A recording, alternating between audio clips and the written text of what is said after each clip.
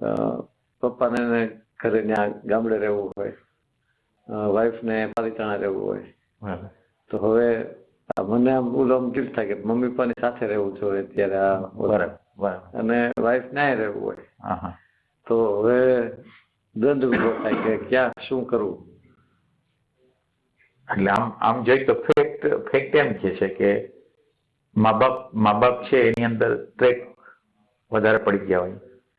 આજ તમે જુવાન છો તો થોડા ટ્રેક ઓછા છે, તો એને તમે સમજાવી શકો કે આપણે વાં રહી, તો એ રીતે તમે એને સમજાવી શકો. સિમ્પલ વસ્તુ છે.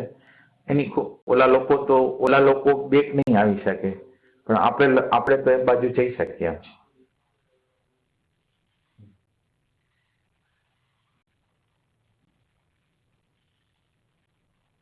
એમાં હવે તમે આ જગ્યાએ રહ્યો કે ઓલી જગ્યાએ રહ્યો, ફર્ક ઓમ કઈ નથી, ખાલી કલ્પનાનો ફર્ક છે. અને બીજી વસ્તુ એક્સટર્નલ કન્સિડરેશન ઘણા છે કે મા બાપ ખુશ છે, આપણે એની ડ્યુટી બરાબર બજાવી, અને વાઈફ ને સમજાવી દીધા કે આપણે આની ખુશી, અને આ લોકો બદલાય કેમ નથી, આ લોકોને દુઃખ રાગ, અને આપણી ડ્યુટી છે, આપણું કર્તવ્ય છે, આપણા ઉપર એનું ઋણ છે, તો આપણે એના ઋણને આપણે ક્યારેક કરી આપશું. સમજાવી દો તો કઈ થાય, વાંધો ન આવે. ખાલી એક કાલ્પનિક ચિત્ર હોય ને કે આ જગ્યાએ મજા છે એટલે પ્રોબ્લેમ એ રીતે હોય, બાકી તો કઈ હોય નહીં. સ્ટ્રેસ તો ગમે હોય, તમારું માઇન્ડ, તમારી આંતર સ્થિતિ છે એનો પ્રોબ્લેમ હોય.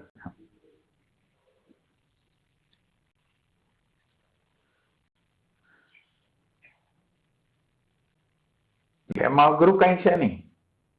ખાલી અઘરુંમાં તમે તમારા વાઈફને સમજાવી શકો એકલા રીતે કે આપણને ગર્ભમાં રાખ્યા હોય થી માંડીને ત્યાં લગીને ભણાયો હોય, તો હવે છેલ્લે અવસ્થામાં તો આપણે એની ડિઝાયર પૂરી કરી એ ટાઈપનું. તમે સારા કારણો તમે જો ગોતી શકો ને એને આપી શકો તો એ કઈ વાંધો ન લે.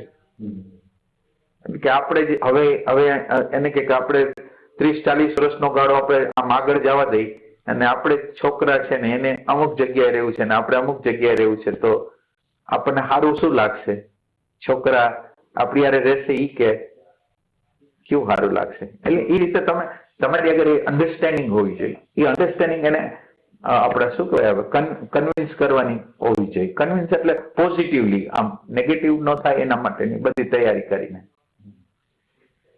એવા કેટલાય કારણો ગોતી દો ને, અને સામાન્ય વાતચીતો જયારે થતી હોય ત્યારે કર્મના સિદ્ધાંતોના કોઈક દાખલા દ્રષ્ટાંતો એને આપતા રહ્યો ને, તમે જે નાખવા માંગો છો. એટલે આપણે ચાલાકી નથી કરવા માંગતા, પણ પોઝિટિવ વેમાં જીવનને જીવવા માંગી છે એના માટે.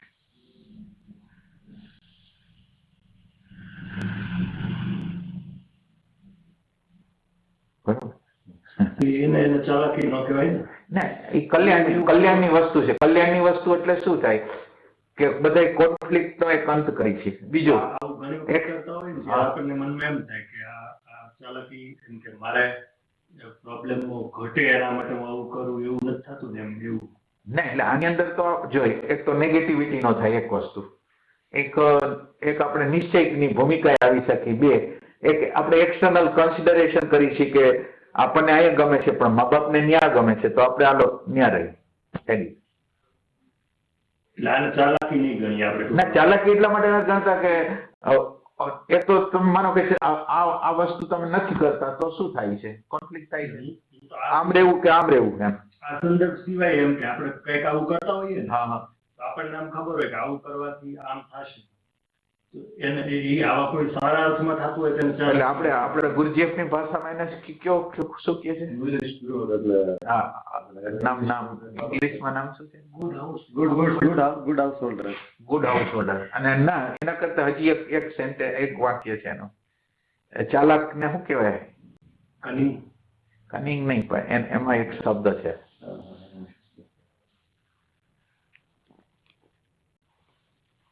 નામ તો આવશે પછી ક્યારેક. એટલે એ રીતે કરવાનું હોય. એમાં કઈ તમે એમાં ખુશી ના સમજો. આ જગ્યાએ રહી કે આ જગ્યાએ રહી, ખુશી ના સમજો. જીવન છે ને, તમારે કોઈ પણ રીતે એક્સટર્નલ કન્સિડરેશન કરવાનું છે, ફરજિયાત કે મરજિયાત.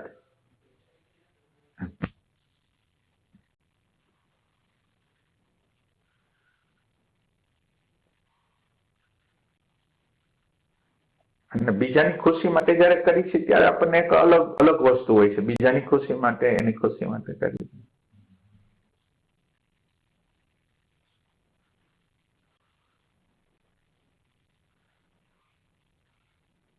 અત્યારે પ્રેમથી કરેલી વસ્તુ થોડા સમય પછી આપણને પાછી મળવાની છે.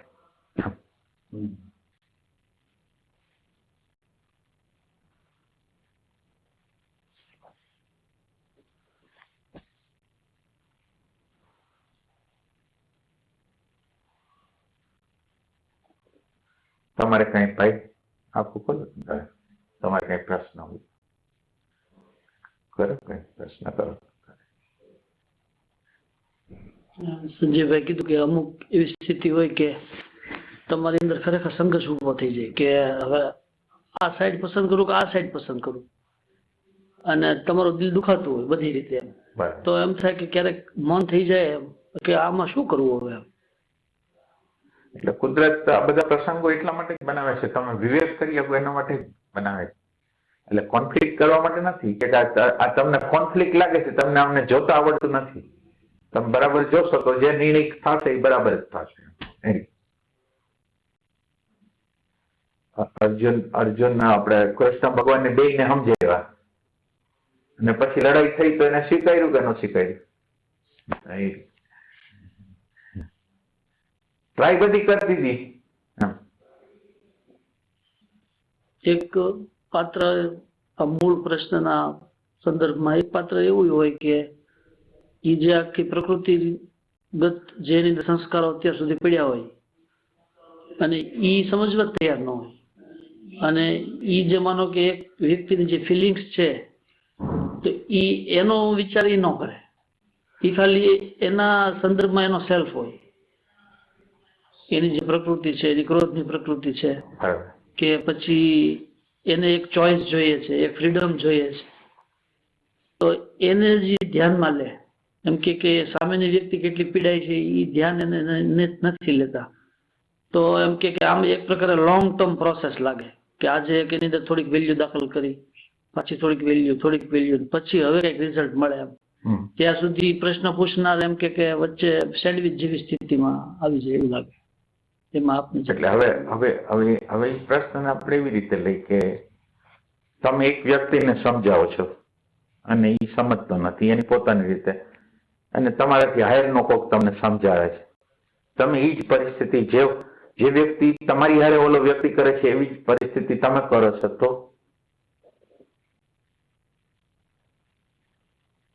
તો હાયર વાળા તમને સમજાવવાની ટ્રાય કરે છે કે નથી? તમે એક્ઝેક્ટ એવું જ કરો છો જેવું ઈ લોકો કરે છે ને. તમને જે ગમે છે, તમને જે એટલે તમને મનોરંજન જે થાય છે એ તમે કરો છો. તમને જે કહેવામાં આવે છે એ અલગ છે અને તમે કરો છો અલગ છે. તો હવે તમને કોકે માફ કર્યા, તમે કોકને માફ કરો. જે વસ્તુ આપણે કરી રહ્યા છીએ સામે આવી રહી છે કે નહીં?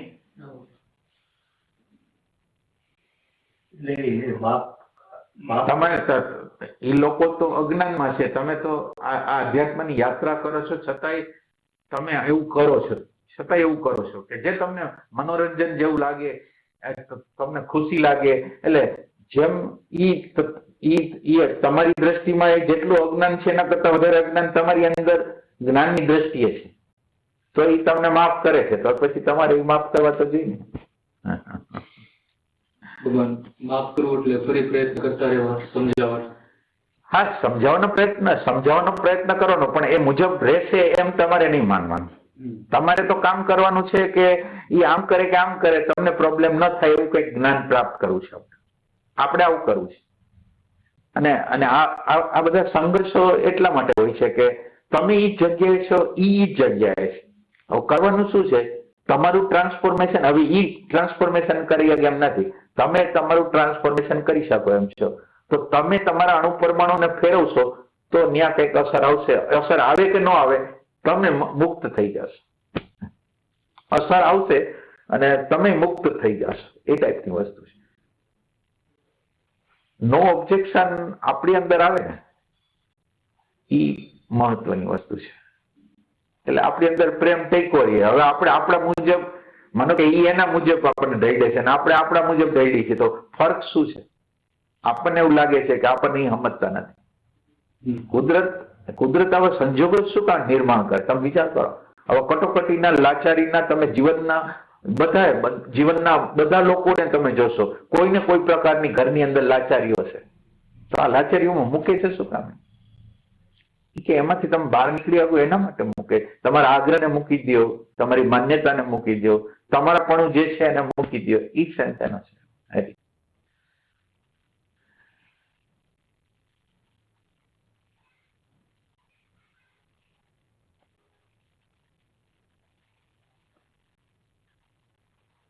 આમાં ન સમજાણું હોય તો કહી શકો. જેની સાથે આપણે કન્ફ્લિક્ટ થતું હોય એની સાથે આગળ કામ કરવું કે ન કરવું? કરવું જ થાય ને.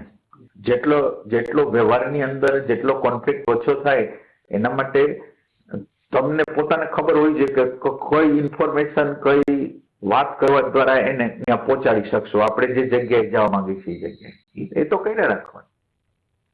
પણ અંદરનો આગ્રહ જતો કરી દેવાનો કે આમ જ થશે એમ નહીં રાખવાનું. એ ટાઈપ.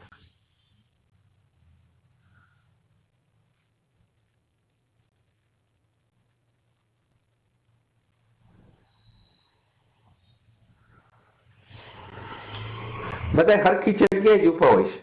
આપણે એક જગ્યાએ ઉભા છીએ, સામેવાળા એક જગ્યાએ ઉભા છે, એક જગ્યાએ ઉભા છીએ આપણે.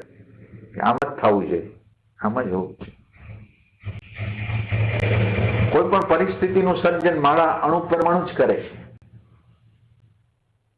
આ જવાબદારી જેટલો સાધક લોકો નહીં લે ને ત્યાં લગીને કામ નહીં થાય. સાધકો, સિદ્ધો, સંતો બધાને જવાબદારી લેવી પડશે કે આ જવાબદારી મારી છે. એ ટાઈપ. મારા જીવનની અંદર કોઈ પ્રસંગ બને છે એની જવાબદારી મારી છે, બીજાની કોઈની છે જ નહીં.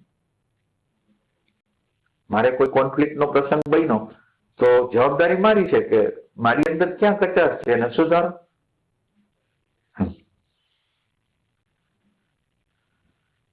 આમાં દિવ્ય સત્સંગના માધ્યમથી ખ્યાલ આવે કે ખરેખર વસ્તુ તો આમ જ છે કે આપ શ્રી અગાઉ કીધું કે ઉપાસનના નિયમ પ્રમાણે તમે જવાબદાર છો અને તમારી અંદરની જે સ્થિતિ છે, તમારું જે અત્યારનું બીઈંગ છે એ આ પ્રસંગને બનાવે છે. નહીંતર આ ઘટના ઘટે એમ નથી. એટલે 100% તો આપણે જ છીએ, પણ ઇન્ટરેક્શન એક થયું છે એટલે એ સામેવાળામાં એવા જ પરમાણુ છે કે એને તમને ભાગીદારી આપી. એટલે ભગવાન તો કળા તમને કળા એમ કે રમત રમો છો એમાં સારી રીતે રમત રમી શકો એવી કળા તમારી અંદર પ્રગટ થાય એના માટે કરે છે. અને આપણે એને કઈક ઊંધું સમજી છીએ. ભગવાન ઘણી વાર અત્યારે, એટલે અમારી સ્થિતિ અત્યારે એવી છે કે એમ ખ્યાલ આવ્યો છે, વર્બલ ખ્યાલ આવ્યો, એક નકશો મળ્યો છે, પણ અમે સ્થિતિમાં આવી નથી શકતા. આમાં સ્થિતિમાં નથી આવવાનું. ખાલી ખોટાને ખોટું કહેવાનું છે ને સાચાને સાચું કહેવાનું છે, આટલું જ છે. પેલું ખોટાને તો ખોટું કયો, અસત્યને તો અસત્ય કયો. તમે માં જવાની એક વાત અલગ છે, પણ તમે અત્યારે જે જગ્યાએ જીવો છો એ આધ્યાત્મની વિરોધી છે ના. એટલે તમે હા ન કહેતા, તમને એમ લાગતું હોય કે ના અમે અમારું આધ્યાત્મ છે, એટલે તમારી ફોલ્ટ તમને જો દેખાય નહીં ને એટલે સાધક પછી ગયો સમજો. સાધકને એમ લાગે ને હું રાઈટ છું, સામેવાળા સમજતા નથી, એટલે તમારે સમજી લેવું ક્યાંક ખોટ છે. વ્યવહારમાં અસત્ય અસત્ય કેવું, સત્ય અસત્ય કેવું એનું શું અર્થ છે? અસત્ય ને અસત્ય કેવું એટલે હવે દાખલા તરીકે મને છે ને મિત્રો ગમે છે, મને મનોરંજન ગમે છે, મને ગીત ગાવા ગમે છે, મને નાચવું ગમે છે.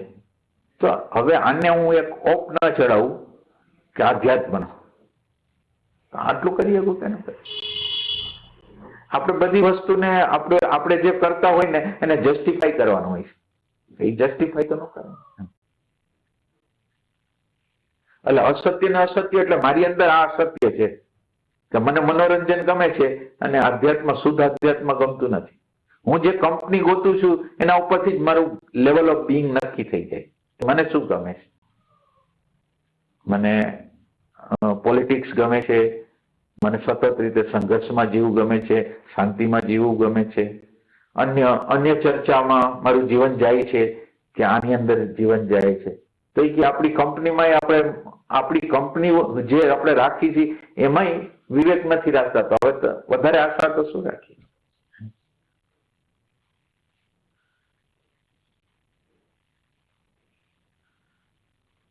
આપણે આપણા મનના કેવા પ્રમાણે આત્માનો ઘાત કરવા માટે તૈયાર છે.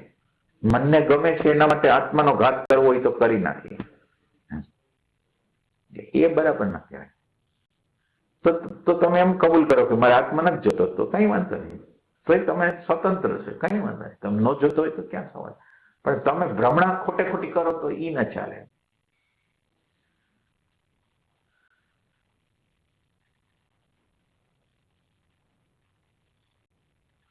તમને પહેલા હું તો એટલું કહું કે તમને શેમાં રસ છે એ તમે ગોતી લ્યો, અને તમને એવું લાગે કે એમાં રસ છે ને મને આમાં રસ નથી તો તમે છોડી દો, પણ તમે બેઈમાની પોતાની હારે જ ના કરો.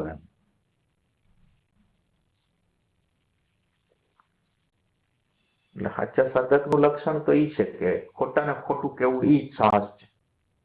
હું કંઈક કરું છું, હું કંઈક વિચારું છું, એ બધી વસ્તુને હું ચેલેન્જ કરું છું કે આ બરાબર છે.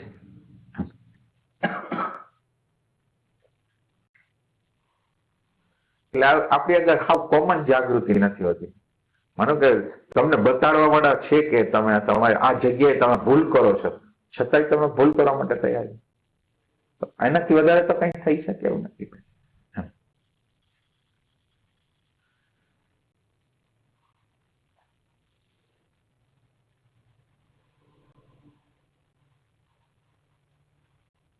આપણું મનમુખી મન ત્યાં લગીને એમ કે જાગૃત વ્યક્તિ ખોટી છે, આપણે સાચા છીએ.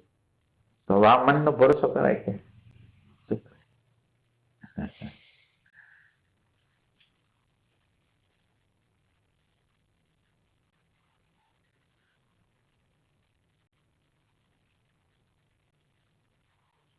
આમાં કઈ પ્રશ્ન હોય તો કે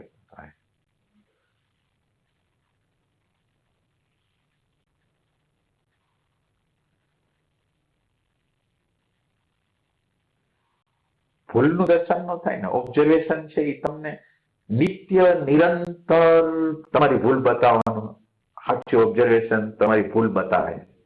અને તમને તમારી ભૂલ ન દેખાતી હોય ને, તમને તમારી પોઝિટિવ સાઈડ દેખાતી હોય ને, તમારે સમજવાનું કે આધ્યાત્મ નથી, કંઈક બીજું જ છે.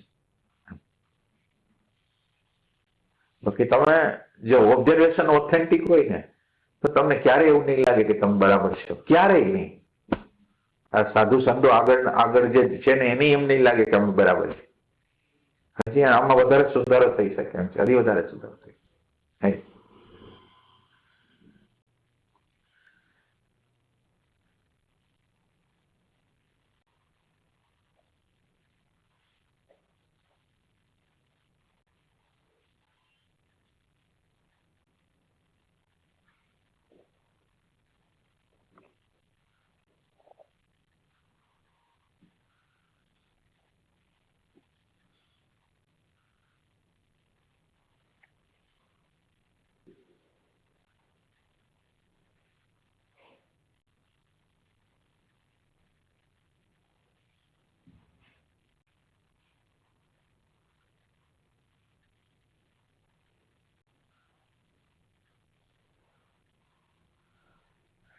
આ તમારું વધારે વર્કનું કામ હાલતું હતું ને બધું હતું, ત્યારે તમારી સુરતા ક્યાં રહેતી?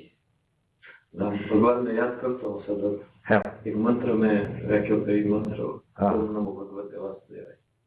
આમાં એ કેવું હતું, ભગવાન જયારે બે કામ હતું ત્યારે ડેટાનો સ્ટ્રેસ હતો કે ત્યાંથી એવો તરત જ કે તમારા કામ પૂરું નહીં કરો આમ થાય આમ થાય આમ થાય.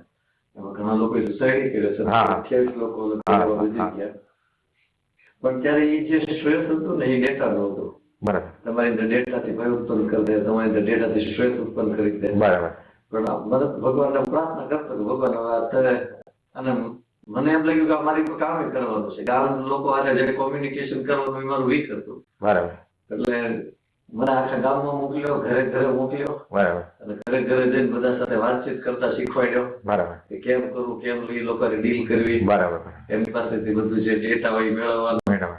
અને પાછો 11-12 વાગ્યા સુધી. ઘણી વાર તો રાત્રે જાગી સવારે 5 વાગે જાગી 10 વાગ્યા સુધી વર્ક કરવાનું. બરાબર. એટલે એમાં એમ થયું કે પણ જે સ્ટ્રેસ આવે એટલે ભગવાનનું મંત્ર કરતો, બરાબર.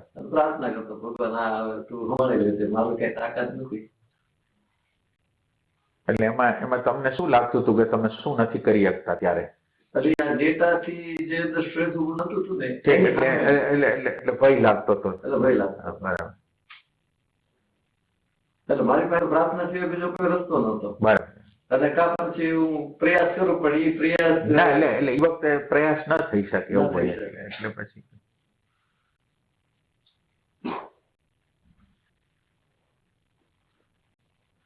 એટલે એનો અર્થ તો એમ થયો કે આપણી સાધના છે એ ટૂંકી પડે છે ત્યાં. એટલે આમ મને ભગવાન એમ થયું કે આપણી સાધના જે કઈ છે જ નહીં. હા એમ.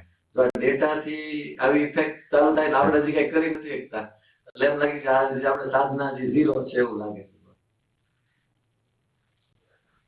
પણ ત્યારે એક આમ જે રીતે સરળ કામ થઈ જાય જે આપણે એમ લાગે એટલું મુશ્કેલ છે પણ એ પ્રાર્થના છે એ જે આપણે અંદર પરમાત્મા પ્રત્યેનો પ્રેમ એ સમયે ખૂબ વધારી દીધો કે આપણથી આ કઈ નથી થઈ શકવાનું અથવા આ ડેટાને લીધે એટલી ખબર પડતી હતી પાછું કે આ ડેટાને લીધે છે. બરાબર. પણ એની જયારે ચાલુ થઈ જાય ત્યારે રોકી ન દેતા પણ પાછો આપણી પાસે નકશો આવે કે આ તો ડેટાનો છે. બરાબર. એટલે પાછું હળવું થઈ જાય, પાછું કઈક આવે તો પાછું હળવું થઈ જાય. બરાબર. એટલે એ નકશા એ રોલ ભજ્યો કે આપણે અંદર એ ઘડી આવતું હતું પાછું આપણે ખબર પડી જાય કે આ તો ડેટાનો છે, બરાબર. આ આપણું નથી. એટલે એ આમ સ્ટ્રેસ હળવું કરી દેતું હતું પાછું. પણ ઈ બધી ના એટલે ઈ બધી વસ્તુ છે એ વૈચારિક છે. એટલે એક વિચાર છે એ તમને સ્ટ્રેસ આપે પછી એક વિચાર પાછું તમને મુક્તિ જેવો અહેસાસ કરાવે પણ એ બધી વિચાર છે. હા એટલે ભગવાન ઈ આમ ખ્યાલ જ હતો કે આ વૈચારિક જ છે, આ કઈ ટેમ્પરરી નથી. આ તો આમ થોડોક સમય છે એ આવશે થોડું આપણે લગાડ્યું બરાબર. પણ જે બધું જોવા વાળો પ્રગટ થાય જે થાય એ આ નથી, આ ટેમ્પરરી માં રાહત દઈ દેશે. ના એટલે ખાલી એ વખતે તમારે આટલું વિચારવાનું કે આપણી સાધના આ જગ્યાએ પહોંચતી નથી તો થોડીક વાર કરીએ એમ. આપણે જે અત્યારે સાધના કરી છે એમાં જે બળ મૂકી છે બળ ઓછું પડે છે તો આપણે વધારે બળ નાખીએ. હાલી એનો સાક્ષાત્કાર કરાવી દીધો. એ મને સાક્ષાત્કાર થઈ ગયો. મને પછી એમ થયું કે આપણે ભગવાન આટલું જ કઈક કર્યું લાગે છે બધું. ના એટલે એક ક્ષણની ઘટના જે હોય ને કોઈ પણ ઘટના હોય ને એ તમારા લર્નિંગ સિવાય હોતી જ નથી અથવા તો બીજી રીતે ભગવાનને આડે જે આવરણ તમારી અંદર પડેલું હોય દૂર કરવા માટે હોય.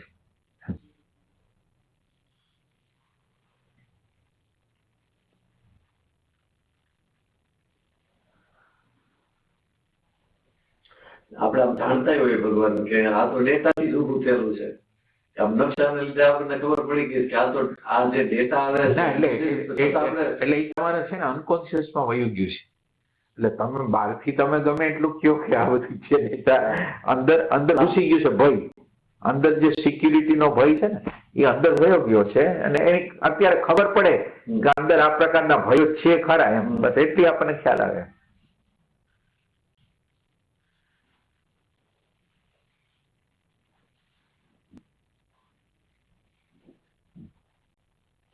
એટલે એ સાક્ષાત્કાર ભગવાન એવો થયો કે આ ડેટાથી આ બધું ડેટાથી જ ઉત્પન્ન થાય છે કે ભય ઉત્પન્ન કરી દે ઉત્પન્ન કરી દે. આ ખરેખર જે કોઈ માહિતી આવે છે અથવા કોઈ શબ્દો આવે છે અથવા કોઈ આપણે વાંચીએ છીએ જે ફિયર આવે છે તો આ બધું ડેટાનું છે.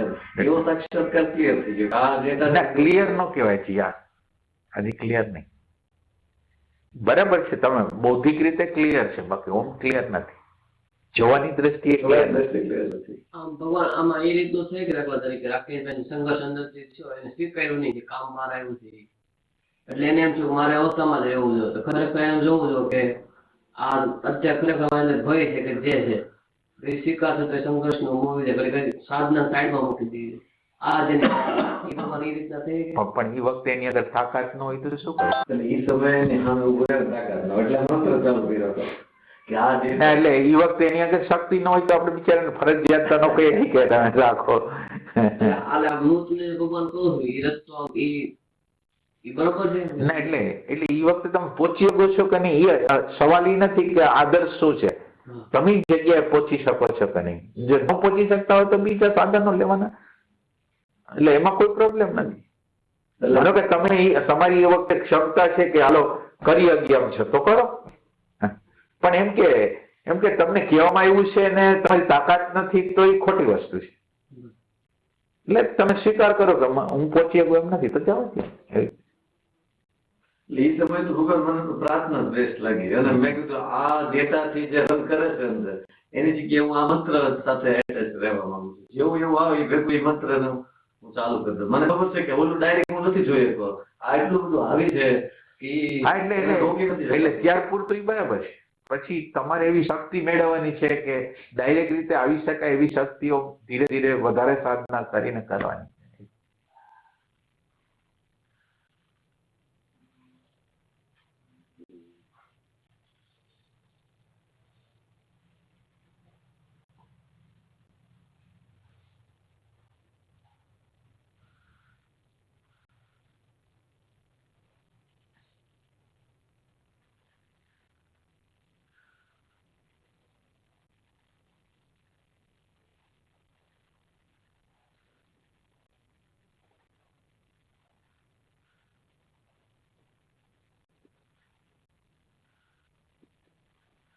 જ્ઞાની કરવાનું છે જ્ઞાન અને ડેટા, જ્ઞાન અને ડેટા, જ્ઞાન અને ડેટા, સમજ અને ડેટા, સમજ અને ડેટા બે અલગ વસ્તુ છે અને એનો જેટલો સાક્ષાત્કાર થઈ શકે ને જ્યારે તમને ભય એટલે તમે અંદરના ભયને જુઓ છો એ વખતે જ્ઞાન વગર ભય દેખાય નહીં, તમારા એટેન્શન વગર તમારી હાજરી વગર એ દેખાય નહીં અને તમારી નજર જે પ્રકાશ કરી રહ્યો છે એના ઉપર નથી, પ્રકાશિત વસ્તુ ઉપર છે. એટલે ધીરે ધીરે આપણે એવી ટ્રાય કરવાની છે કે જ્ઞાન અને વિચાર બે વચ્ચેનો ફરક આમ સ્પષ્ટ રીતે સમજવાની છે.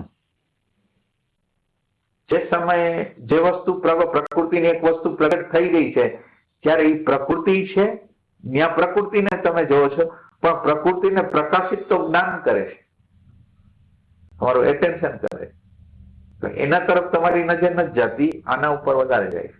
એટલે ધીરે ધીરે એમાંથી જે આપણા વિચારો છે એને ભૂતકાળ જે એસોસિએશન છે એ ધીરે ધીરે છૂટું પડતું જવું પડે એનાથી.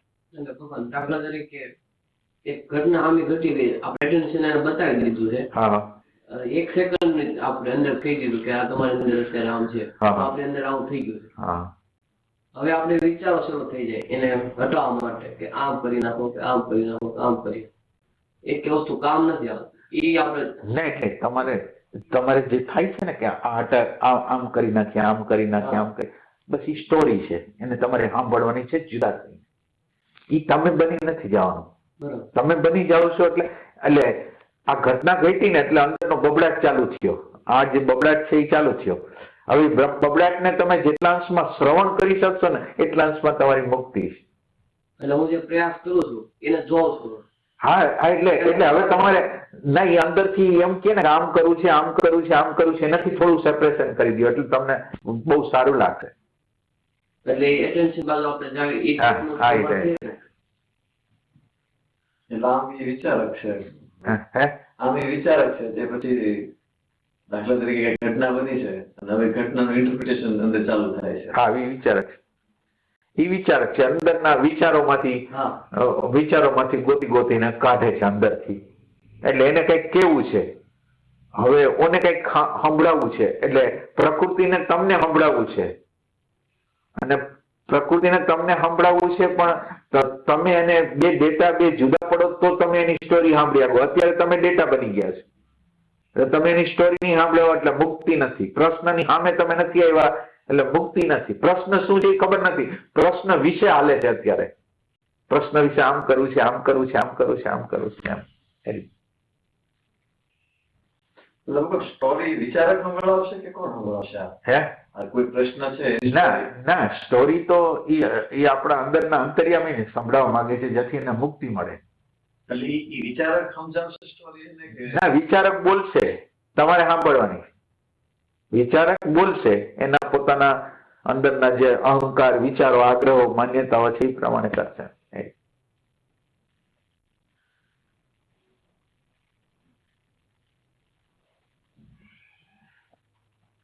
એટલે વિચારક જે છે એ અંતર્યામી લગીને પહોંચવા દેતો નથી. અંદરના જે જાણનાર તત્વ છે ત્યાં લગીને પહોંચવા નથી દેતો. કારણ કે પોતે ઈ બની જાય છે એટલે વાં લગીને તો પછી કેવી રીતે વાત. નકર જો તમે એને આઈડેન્ટિફાઈ ન કરો તો અંતર્યામી જોઈ શકે, આપણો અંદર જોનારો છે એને બરાબર જોઈ શકે.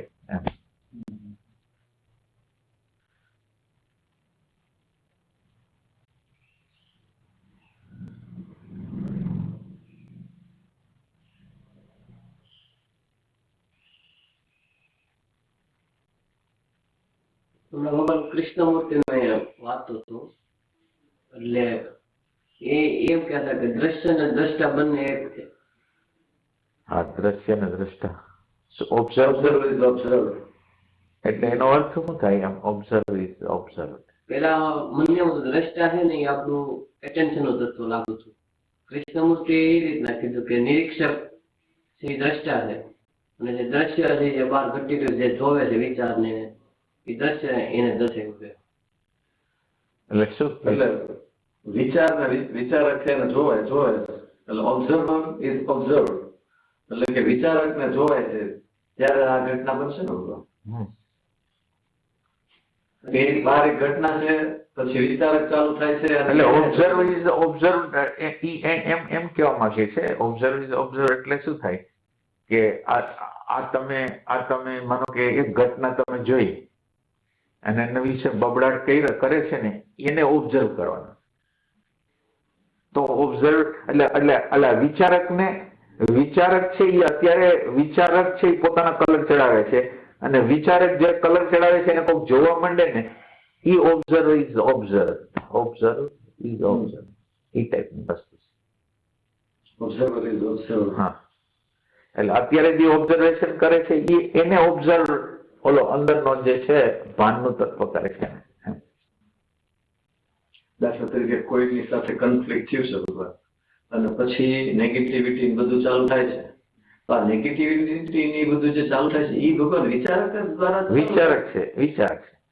એટલે ઓમ વિચાર અને વિચારક ઓમ અલગ નથી, આમ અલગ નથી.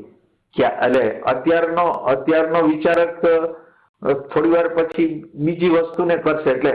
એટલે ઓમ વિચાર ને વિચારક એની વસ્તુ કેવી છે? કોન્ટ્રાવર્શિયલ હોય, ડ્યુઆલિટી હોય એની અંદર.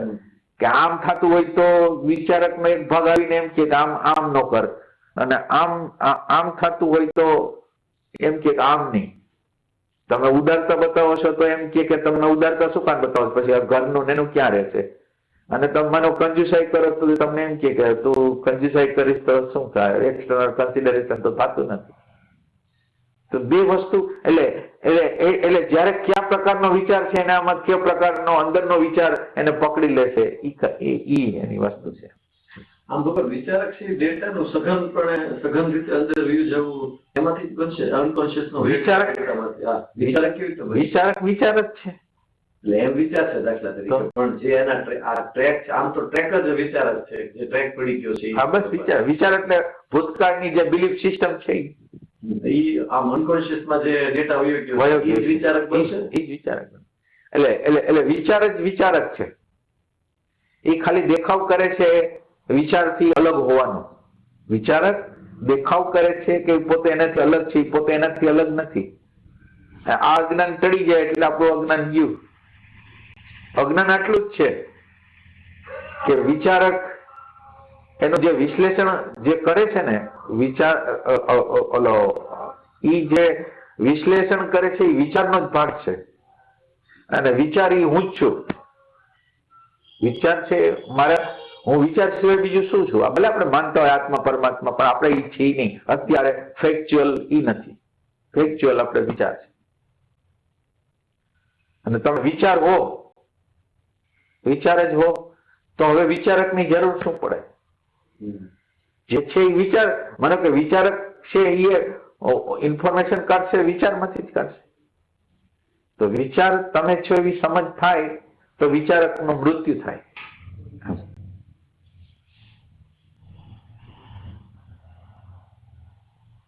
એટલે વિચારકનું મૃત્યુ છે એ આપણી હાજરીથી જ થશે ને બધા? હાજરી થાય. હાજરી કે એને ઓબ્ઝર્વર ઇઝ ઓબ્ઝર્વડ એટલે કે એ વિચાર એટલે વિચારક જેવું ડોકું કાઢવા જશે એને કોક જોઈ લેશે. વિચારક પોતાના અભિપ્રાયો માન્યતાઓ રજૂ કરવા જશે એને જોઈ લે એમ.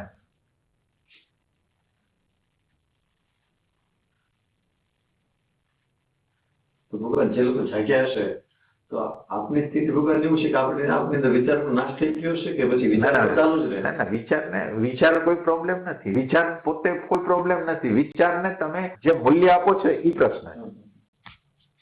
ભગવાન તો ઓબ્ઝર્વ પાછળ આમ જવું પડે કે આ સ્થિતિ કેમ બની છે. મેં આ રીતની ધારણા કરી છે એટલે આ ઘટના ઘટે છે એટલે વિચાર શરૂ થઈ ગયું. વિચાર શરૂ સ્થિતિમાં એને સ્વીકારવાથી ઘણું પડી જાય. મનની ચાલાકી છે કે ઓબ્ઝર્વેશન જરૂર? ના, એટલે તમે વિચાર અને વિચારકને સમજો કે તમે અત્યારે કોઈ વિચારમાં છો, કોઈ કર્મમાં છો, કોઈ પણ વસ્તુમાં છો. એટલે હવે આપણે શું કરવું છે? હા, એટલે અત્યારે એક પરિસ્થિતિમાં છીએ ને એ તાકાતમાંનું ડાયમેન્શન છે. થોડી વાર માટે આપણે થોડીક સજાગતા કરી કે અત્યારની અવસ્થા શું છે, અત્યારે આપણે શું કરી રહ્યા છીએ. તો તમે એક બીજા ડાયમેન્શનમાં પ્રવેશ કરો છો. નકર તમારી અવસ્થા કેવી હોય? વિચાર સાથેની તાકાતમાંની અવસ્થા છે. અને હવે તમે એમ કહ્યું કે અત્યારે મારી અવસ્થા શું છે એ મારે જોઈશ. તો તમે નિરીક્ષકને જોઈ શકશો.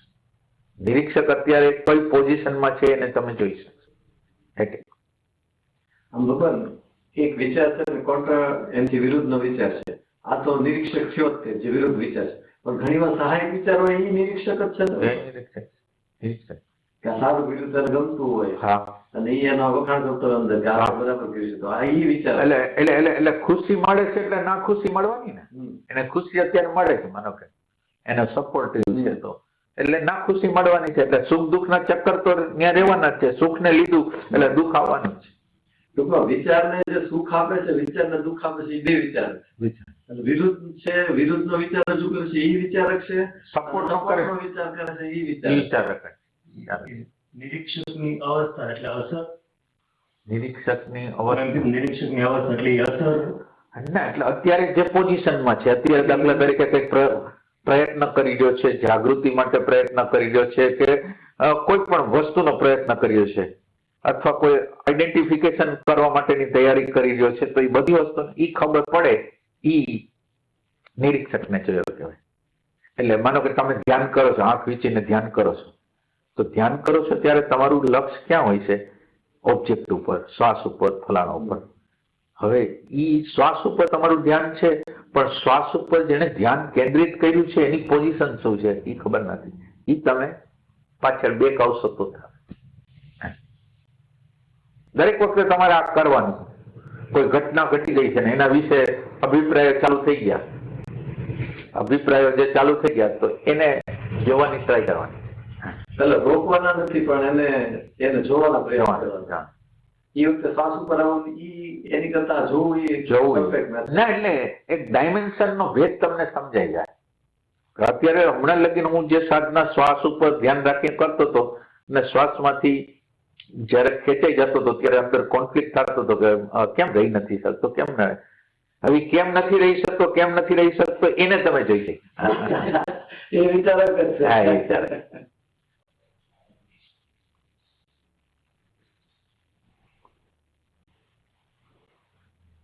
ભગવાનના વિચારકને લીધે જ પછી સુખ દુઃખ ચાલુ થાય છે. વિચારકના સિલેક્શન થી જ થાય છે. જો સિલેક્શન જ ન હોય, સિલેક્શન ન હોય તો જે છે ને, એટલે સિલેક્શન એટલા માટે છે કે આપણને ડાયરેક્ટ રીતે સુખ લેતા નથી આવડતું. હવાનો સ્પર્શ થાય છે, કોઈ બોલે છે, કોઈ એનો પોતાનો વિચાર રજૂ કરે છે. સાંભળતા આવડતું નથી. સાંભળતા આવડતું હોય તો ગમે તમે મારી વિરુદ્ધ બોલો છો તોય મને ખુશી થાય, તમે અપમાન કરશો તોય મને મજા આવશે કે વાહ હવે શું થાય છે જોઈ હાલો. તમે તૈયારી હોય કે તમારે આ કરવું જ છે. નહીં, જ્યાં જ્યાં એવા પ્રયોગો આપણા અહંકારને ચોટ લાગતી હોય ત્યાં પ્રયોગ કરી જ લેવાના કે હાલો હાલો આ અહંકાર ના પાડે છે આપણે કરી લઈએ.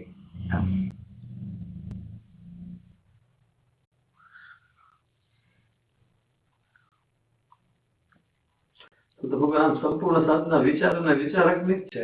એવું ના, એટલે વિચારને ખાલી વિચારને તમે બરાબર રીતે સમજો ને તો વિચારને અડો જ નહીં તમે. વિચારને અડવાની જ જરૂર શું છે? હા, વ્યવહાર છે તો વ્યવહારમાં વ્યવસ્થા કરવા માટે મારો એક જગ્યાએ બીજી જગ્યાએ જવું તો વિચાર, એટલે વિચારની એમાં વિચારની જરૂર નથી, છે હાજરીની જરૂર. તમે કોઈ પણ જગ્યાએ વિચાર તો હાજરી પછી હાજરી એને ઓર્ડર કરે છે, જ્ઞાન છે ઓર્ડર કરે છે, આમ કર એટલે કેમ કરે, એટલે ભાનનો જ હિસ્સો છે અહીંયા વિચારમાં. વિચાર તો તમને દાદા દરેક ખાડો આવ્યો તો ખાડો આવે છે તો તમારી પ્રેઝન્સ થઈ છે એટલે ખાડાની ખબર, ભાન જે થયું ખાડાનું એ તમારી હાજરીથી થયું. પછી એની પ્રોસેસો મન બુદ્ધિ દ્વારા પગ ઓલો આ સાઈડમાં હોય છે, આ સાઈડમાં હોય છે, એ પછી આ લોકો કરે, પણ પેલું જ્ઞાન કરે આ, અને પછી એનું ફોલોઅપ કરે આ લોકો.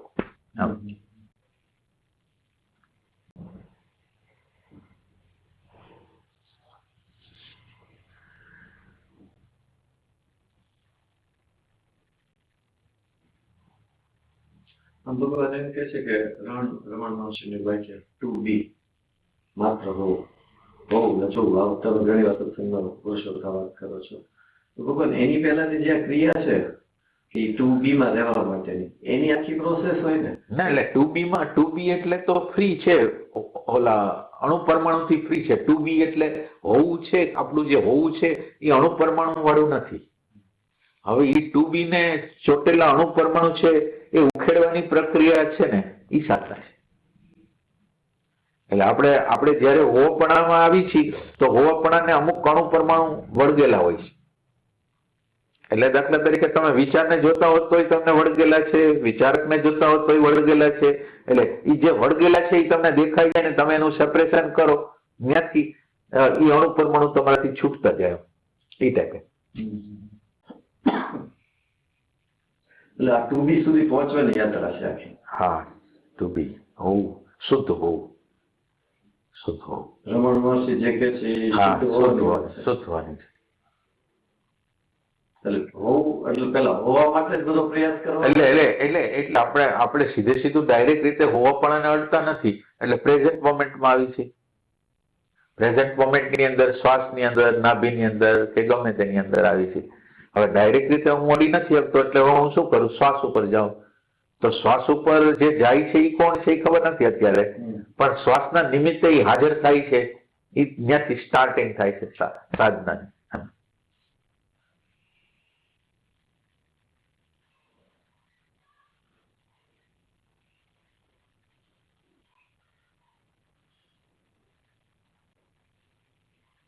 એટલે એની અંદર શ્વાસની હારે છીએ એટલે એક શ્વાસ છે ને એક તમે છો.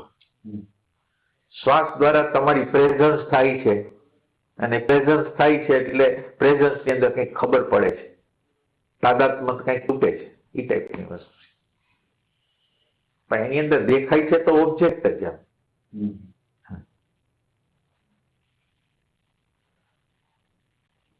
હવે ઓબ્જેક્ટ થી ખેંચાતા બેક જતા સ્વને ટચ કરવાનો છે.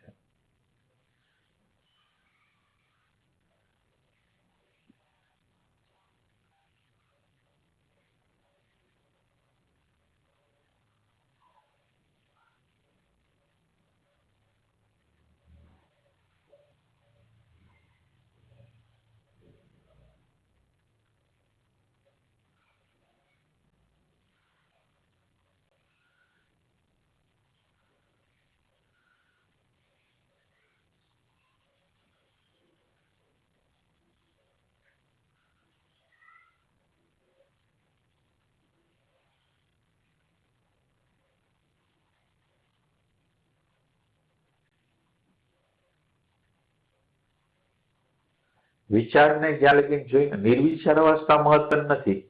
વિચારનો સાક્ષાત્કાર કરતા તમને કેટલો આવડે છે, વિચારનો પ્રેજ્યુડાઇઝ વગર તટસ્થતાથી જોતા તમને કેટલો આવડે છે, અથવા તટસ્થતાને અટકાવે છે એ પરિબળ તમને કેટલું દેખાય છે.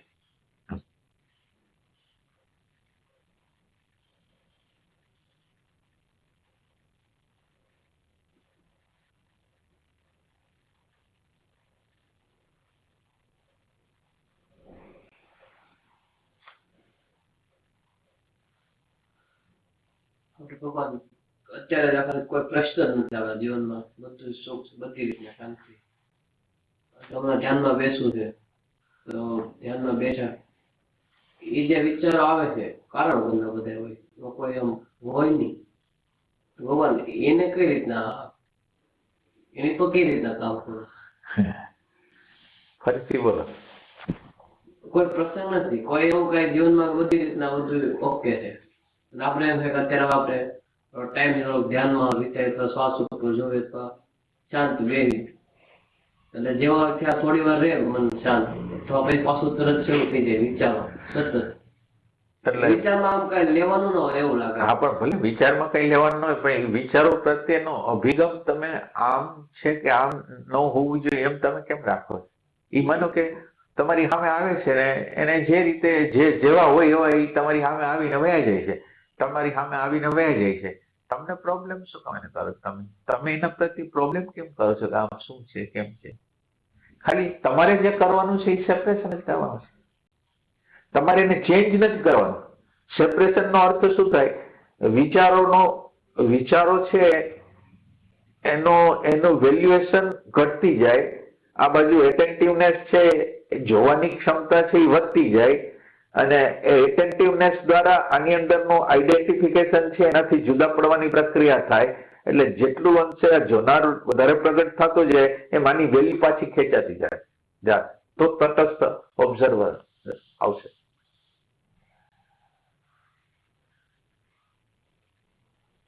પણ એમ કે તમે ફિક્સ ન કરી દો કે મને દેખાઈ ગયું એમ તમે નક્કી ન કરો કે મને આ દેખાઈ ગયું તમને ના નથી, પણ જે રીતે દેખાવું જોઈએ એ રીતે દેખાણું નથી. વિચારની અંદર સંપૂર્ણ રીતે આગ છે. વિચાર આખો પ્રગટ થાય છે એની અંદર આગ છે એટલે ક્રોધ હોય, લોભ હોય, રાગ હોય, દ્વેષ હોય, એટલે એની અંદર એક દારૂગોળો જ પડેલો છે. આ વિચારની અંદર એ દારૂગોળો છે કે જે રાગાત્મક જ થઈ ગયો છે, દ્વેષાત્મક જ થઈ ગયો છે, એ ટાઈપનો દારૂગોળો. અને એના પછી લાઈક ડિસલાઈક છે એ એક દારૂગોળો છે. હવે આ બે વસ્તુ વહી ગઈ ને, એક વિચારથી તમે અલગ પડી ગયા અને લાઈક ડિસલાઈક થી અલગ પડી ગયા, એટલે એની અંદરના દારૂગોળા નીકળી ગયા. હવે વિચાર છે પણ વિચાર એક તરંગ રૂપે છે, અને તરંગની અંદર કોઈ પ્રકારનો તમે શું કહો કે ઓલો બારૂદ નથી, બારૂદ વગરનો વિચાર છે જેમાં કઈ નથી. હવે તો ઈ વિચારને તમે જયારે જુઓ છો ને ત્યારે તમે મુક્ત થાવશો. ઈ પહેલા મુક્તિ ન થાય.